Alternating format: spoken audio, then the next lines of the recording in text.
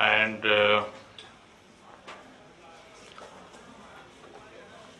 I don't feel that I have a burden to prove the elements of cooperation.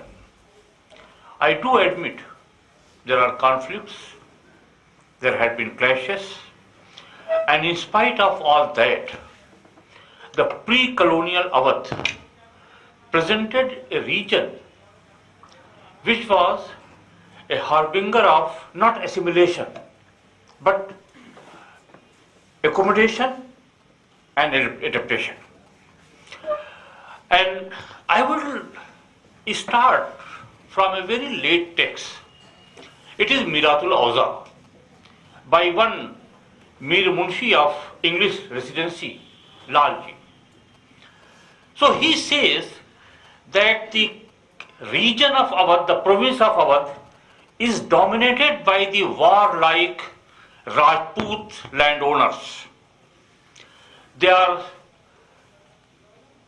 warlike, Zortalab, and they are so much that they are not caring much for the priestly class of the Brahmins, and they don't care for them.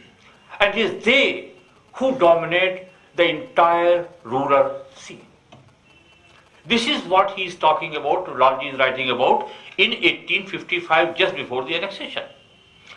On the other hand, we have Ghulam Ali Azad Naqami, who in a very passionate and emotional paragraph has mentioned that these two provinces, Awadh and Allahabad, happens to be the abode of Indo-Islamic culture. He has named several townships, qasbas, small towns, and Haswa is not included in that.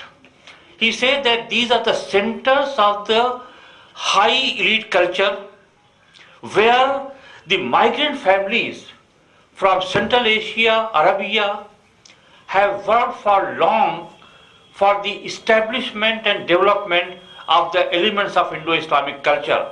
And he says that the region is so rich that after every 5 to 10 miles, you have a settlement of a population which he defines as Shurafa and Nujaba.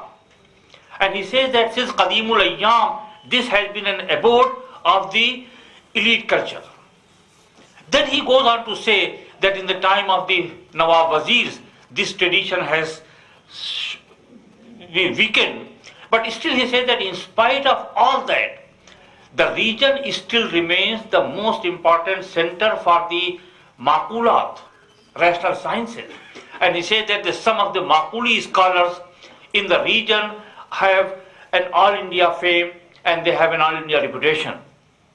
Then he goes on to say that I had been to entire the length and breadth of the subcontinent, and I have found that every scholar anywhere who is anybody is connected with the house of Fringi Mahal. And he talks about Mullah Nizamuddin in a very laudatory manner. So my question is that the region till mid-19th century was a region dominated by the Rajput warlike zamindars, and in spite of that, and this has been since the time of Akbar, Abul Fazl's statistics shows that the region has more than 80% of the zamindars as the Rajputs, and the Brahmins are following by the Sayyids and Afghans. So the region is dominated. So this is the region where Ghulam Ali Azad Bargami says that wherever this migrants population has settled, the people who are in the capacity, they have made land grants to them for the maintenance, for their maintenance, and it is this land grant which has sustained the elements of Indo-Islamic learning in a big way. So my first question is that the revenue grantees, as has been described in the in the literature as the Suyul Ghal holders, Madad Marsh holders, they are not more than 4 to 5% of the total, they are not controlling more than 4 to 5% of the total revenue of the land. And yet they are so diverse. They are being given their zamindaris, their revenue grants in midst of the Rajput landholders. And these Rajput landholders, they don't like the induction of the ecclesiastical class because they are having the duty of the nirflamisi and they are reporting the matter to the umpire, to the emperor. So it was a network where the zamindars resented the induction of the revenue grantees in their midst. So that was a natural clash of the class that they never wanted them to be there so that their misdeeds or their deeds are not reported to the emperor at all. And yet, it was the writ of the state that allowed them to continue in their midst. We have representation, we have petitions after petition coming from the family of the qazis, from the revenue grantees, where they are talking about the high-handedness of the Rajput zamindars. Some of these measures have been used by Christopher Bailey in the writing of the history of the prehistory of the communalism, and he has mentioned that these petitions, he has named that these are local battles between the Hindus and the Muslims. He has described these. The petitions are by the revenue grantees.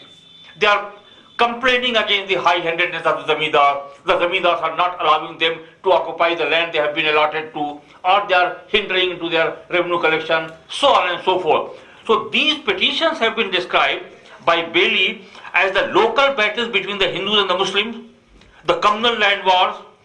The form of these land wars was often a savage attack by the totality of the rural society against the small town headquarters of the Muslim gentry, and has described these as straightforward pieces of communal savagery. So how these measures of the 17th and 18th century, where the revenue grantees are making complaints against the high-handedness of the zamindar, they are being interpreted and have been read and misread in that way. While on the other hand, Muzaffar Alam talks about assimilation from a distance. So it is difficult to make out what argument Muzaffar Alam is making. He says so many things which contradict each other. On one point, he says that community consciousness often prevailed to blur the other identities. Then he goes on to say society was not always divided strictly on the community lines even in the time of the conflict. Then he further adds there was no homogeneous Hindu community. The followers of Islam entertained diverse notions of piety and spirituality. And then on the basis of hagiography and miraculous deeds, he pays glowing tribute to a Qadri saint for having witnessed the divinity in the Hindu assembly and in the company of the Bairagis. And then he finally says that in no way this underrates the fact that Wahdatul Wujud remained generally the most acceptable Sufi doctrine of our time. So what he is talking about the assimilation. I am not talking about the assimilation. I am talking about the accommodation. How one is adjusting with each other. So on one hand, we have a warlike population of the Rajput zamindars who don't want the induction of the ecclesiastical class in their midst, because these ecclesiastical classes were also waqanavis. They were also reporting the matter to the center. So on the other hand, we have the Sufi anecdotes, people with the Sufi antecedent. So we find that most of the measures, most of the report of the clashes are occurring between those grantees who are having a position in the ecclesiastical office. Qazis, Waqanavis, they are Sawan-e-Nigars, they are the people who have the potential to write, to inform the emperor about the ongoing activities of the zamindar. On the other hand, we have the grantees with the mystic predilections. We don't hear anything about them. In fact, Sleeman specifically says that one Sufi establishment was given a grant of 12 villages by ousting the Kanpuriya Rajputs from the region. But the important thing is that these Kanpuriya Rajputs remain the dominant elite of the region. That Sufi institution continued to enjoy those 12 villages till up to the abolition of zamindari in 1952. So my only point is that even if we accept the statement of W. Sleeman in 1849 that these 12 villages were granted to this establishment by ousting the rebellious zamindars of the Kanpuriya, why there are no clashes afterwards? Why these Kanpuriya Rajputs, who remain the most dominant figure of the region, they don't try to oust them? There are no clashes at all. For the entire history of it is said that it was done by Asfuddaulah. Asfuddaullah's reign is 1780, and this religious establishment continued to enjoy those 12 villages up to 1952. There is no attempt, there is no clash, there is no. So either we say that it was the act of the sovereign state, the writ of the state was so strong that in the ruler side, far removed from the provincial headquarters or from the imperial headquarters, it was the act of the state, it's the sovereign act. So the zamindars, who remain the most dominant figure of the region, they don't ever try to oust those grantees from the region. There is no clashes at all. Rather, on the other hand, we find that there is an excellent good relation between these zamindars and the establishment of the Sufis. The exchange of the pleasantries, the exchange of the gifts. So my only point is that we have to look at this thing in a different way. That either the zamindars are accepting the sovereign act of the state, they don't want to interfere, or they have come to terms with the reality, they don't want to come to the clash with them. And moreover, these we find that numerous villages with no Muslim population at all, having the nomenclature named after, these villages are named after the members of the Sufi family. And it is not just one village, but villages after villages, more than I have identified in that region, a region which was dominated by the Bais Rajputs, the region which was dominated by the Kanpuriya Rajputs, more than 40 villages I have come across with the nomenclature similar to the family members of the Sufi establishment. And not a single village. There are only 4 villages where there is very meager Muslim population. So in spite of the fact that there is no Muslim population, and yet their nomenclature remains the same. So why, and they try to continue with that. So where is the clash? Either they have accepted the reality, and moreover, this is the region from where we get some of the very touching petitions from the Qazis. I just read 2 petitions. One petition is dated from the time of Emperor Shah Jahan, which says,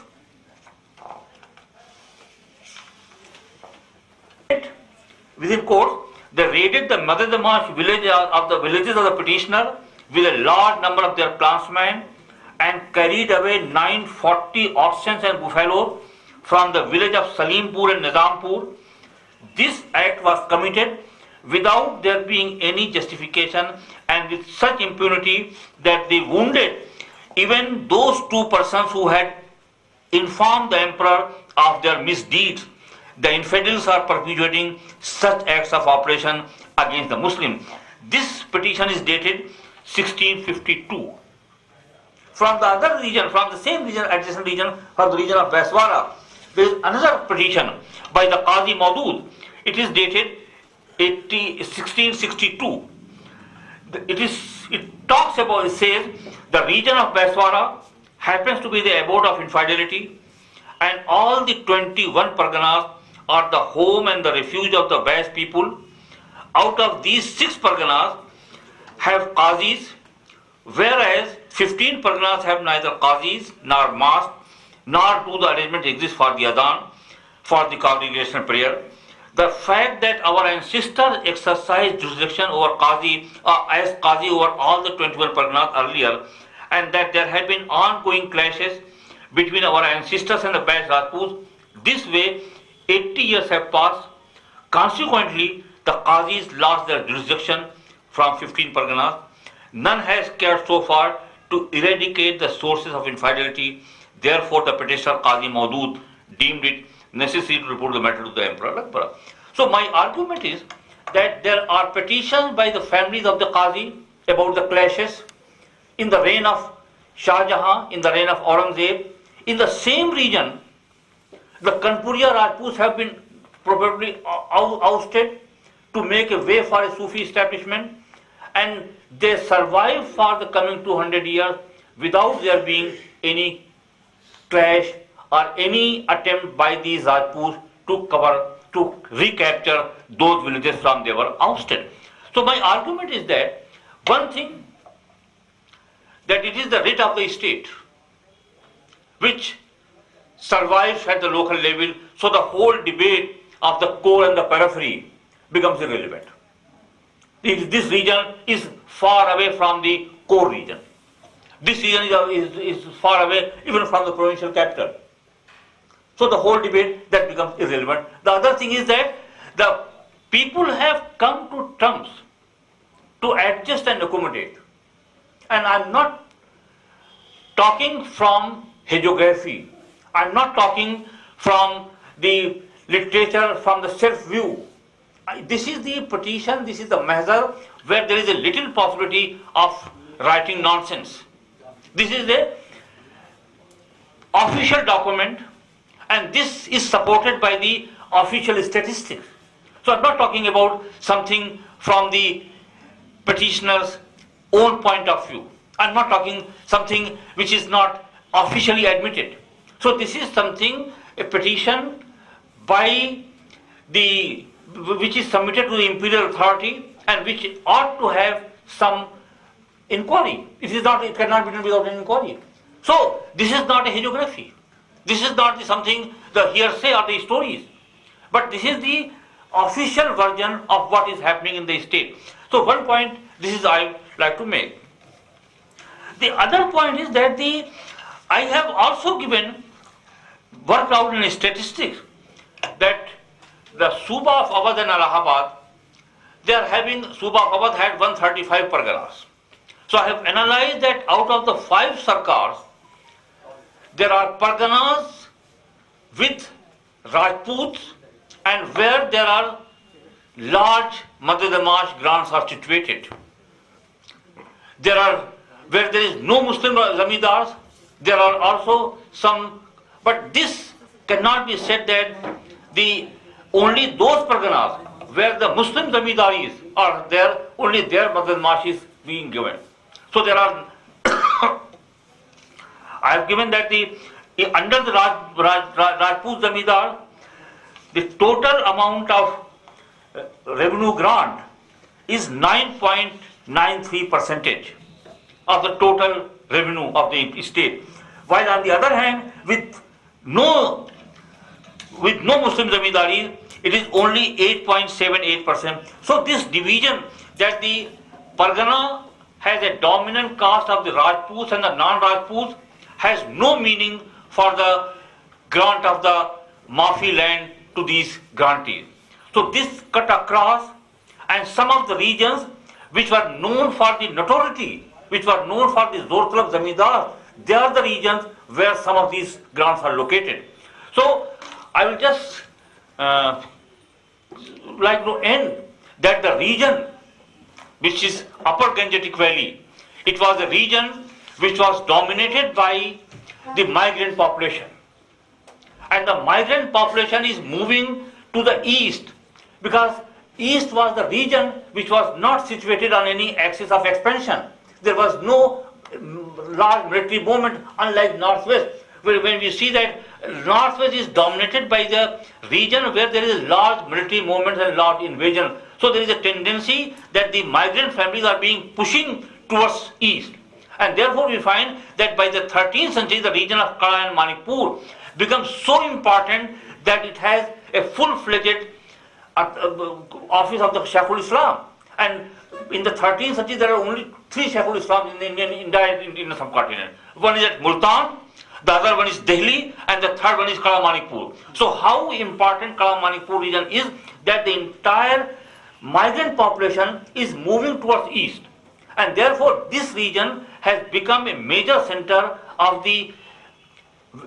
for the transmission of the Indo-Islamic culture. And this is the region which has seen the growth of this class of the people, which represented the class of the ulama and for the coming generation, for the scholars, in a big way. So this region remains the most, and moreover the other thing is that here the Zamindar class remain intact. Unlike the changes which are taking place in the region of Agra or in the region of Banaras after the colonial expansion, there is no changes at all.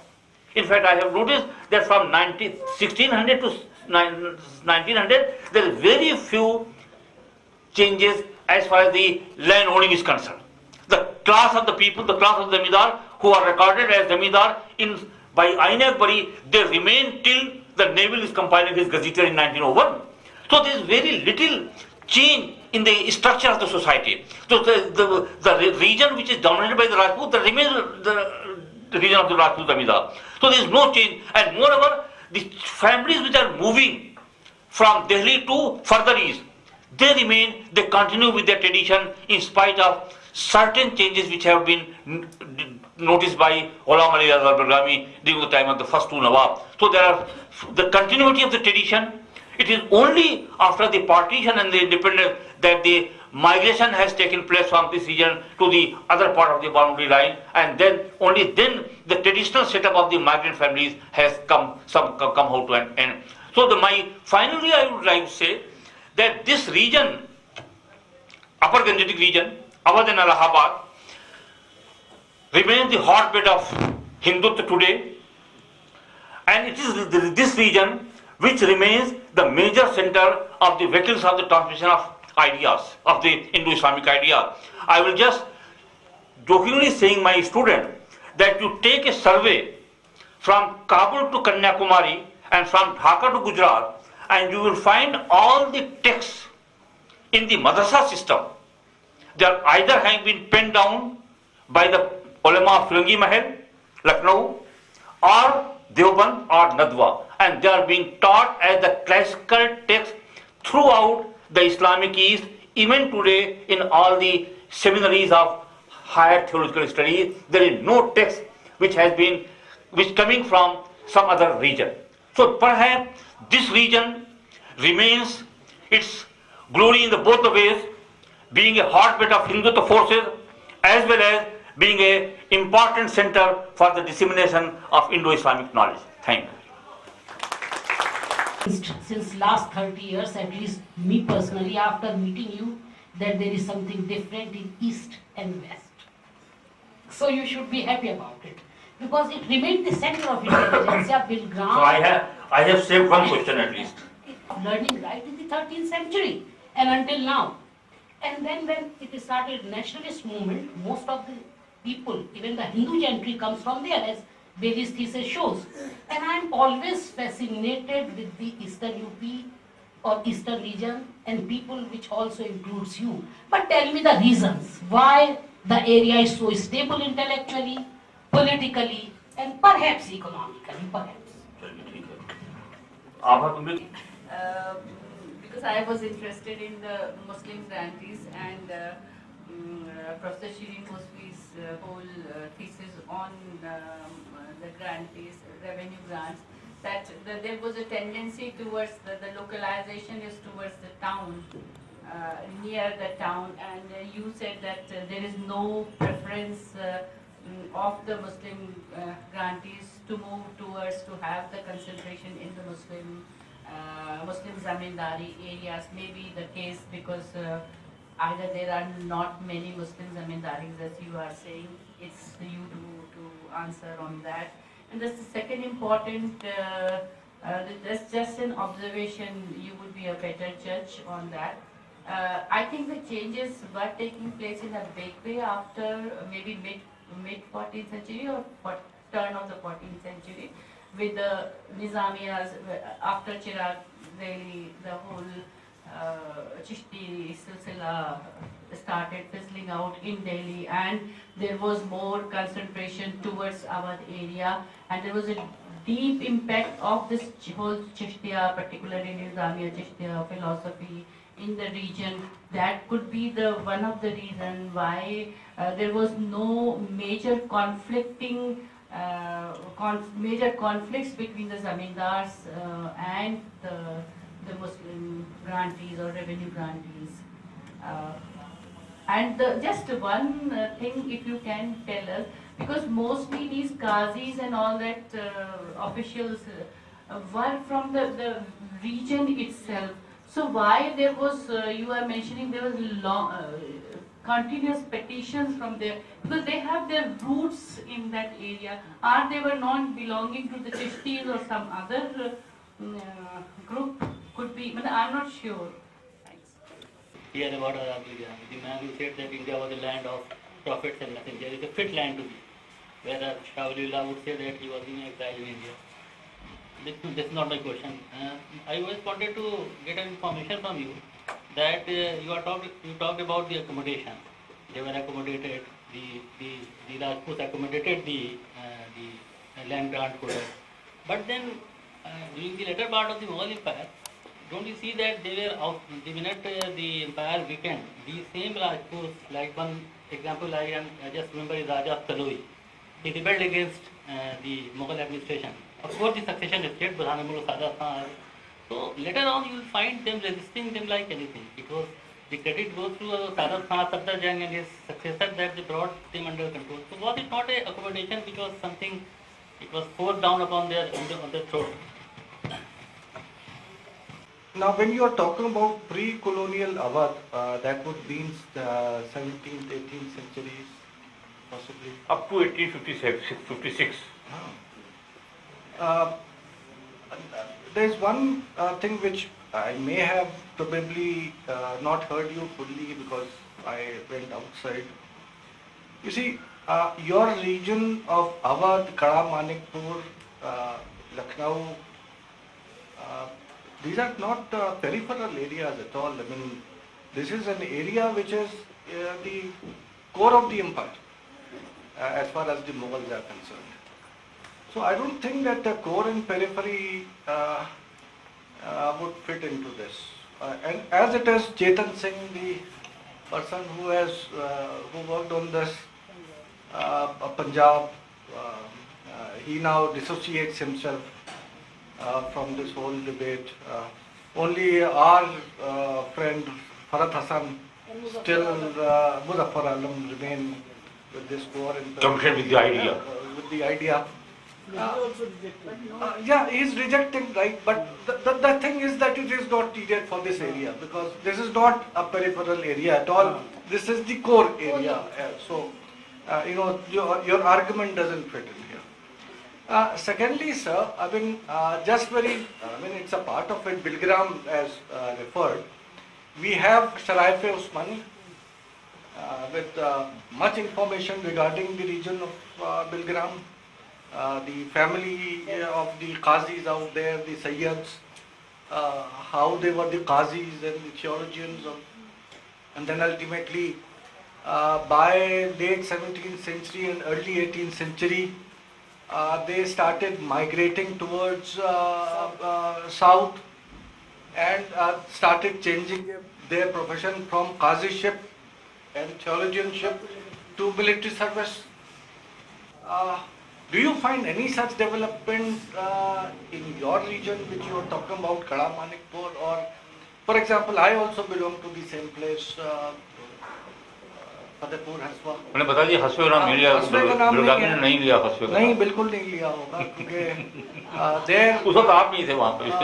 You know, that area is also part of the Muslim zamindari because the whole area, Haswa, was being controlled by the Muslim landholders who still retain the old title of Chaudhry out there. That is besides the point. Coming back to your point on education, what you point out is something which is not pre-colonial. You refer to Dars-e-Nizami, you refer to Farangi Mahal, you refer to the ulama of Lucknow region, Awadh region. They all became famous only from 18th century onwards. Dars-e-Nizami itself is not pre-colonial. I mean, I don't think that this formulation of yours would actually fit into the pre-colonial Awadh. Let me also point out that there is one person from outside India who was taught even in Dars-e-Nizami, also in Farangi Mahal, also in Delhi madrasas from 19th century onwards, Mullah Sadra's work. His book, I am forgetting the name, kuch yaad hai aapko? Mullah in madrasas, it is known as Sadra. I am forgetting the actual name of the book. And it was taught in both Shia and Sunni madrasas till very recent times. I am told now because when I visited Lucknow a few years back and I wanted to find out from the Shia madrasas, do they still teach Mullah Sadra? I was surprised to come to know that they had stopped teaching Sadra. I don't know whether he is still being taught in the Sunni madrasas or not. But here is an example of a person outside the region and his work being taught, not from 18th century onwards, but even from the 17th century, we find references to his works being taught in India. So, 1856. Mullah Nizamuddin died in 1748. And Dars-e-Nizami was established by Mullah Nizamuddin, and much before his death, Ghulam Ali Azhar Belgami said that I have visited the entire Indian subcontinent and at no place I have found any scholar who is not connected with Mullah Nizamuddin. So my thing that the dissemination of knowledge and the dissemination of the system of Nizami order began only by the mid-18th century, so much before the colonial Awadh. The other thing is that as far as Mullah Sadra is concerned, Mullah Sadra was commented by two people, Mullah Mahmud Jawanpuri and Mullah Mubin Firangi Mahli.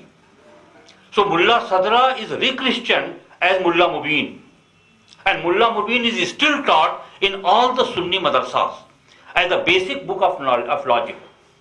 So what Allah Belgami says that in spite of all the water that has flown the Ganges, Awadh remains the most important center for the maqulat, for the rational studies.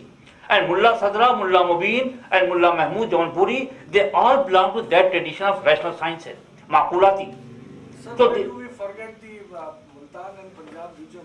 अब उसके बारे में आप काम कीजिए, बताइए उसको. मैं तो अपने बारे में बता रहा हूँ, अपने रीजन के बारे में बता रहा हूँ कि भाई हमारे रीजन कितना रिच है. अब आप मुल्तान में होंगे तो आप मुल्तान के बारे में बताइए. मैं तो भाई अवध का हूँ, मैं अवध के बारे में बता रहा हूँ आपको. अब आप लेकिन मेरा पॉइंट ये है कि Multan region and Punjab region was situated on the axis of expansion. All the invading forces were coming. So there was so much disruption of the settled life that the families have not survived. In fact, Ibn Battuta talks about the certain families in Sindh who have shown him the sanad from the time of Muhammad al-Qasim, but you cannot find that tradition still more because it was established, it was situated on the axis of expansion. All the invading forces are coming from that. So this way, Awadh, Allahabad and the eastern region has survived the fury of the invader. And therefore, the family traditions would continue to survive. In fact, what we are saying is that the chieftain of Tiloi was killed in a pitched battle with Nawab Saad Ali Khan.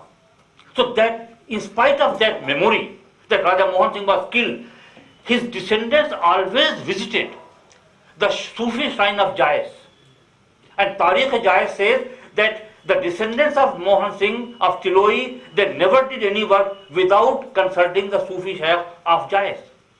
So in spite of that, the bitter political battle, when the chieftain is killed by Maulana Saad Ali Khan, that social relationship remains between the house of the Raja Mohan Singh of Tiloi and the Sufi families established as Jais and Nasirabad. So that we should not forget that political battle is going on. It is there, but that social relationship continues with that. So the other thing is that Azad Belgami has a vision, has a view, and has a widely travelled person, and he has written many things which we are forgetting, and because we don't want to emphasize those things.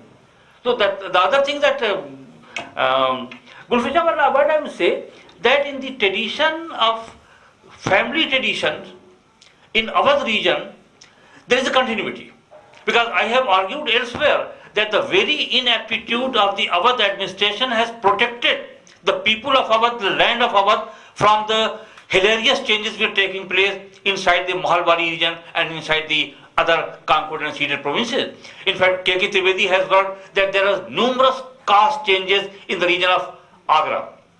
Bernard Cohen's work has shown that in the 15 years period, the Banaras region, there has been massive changes in the ownership of the land.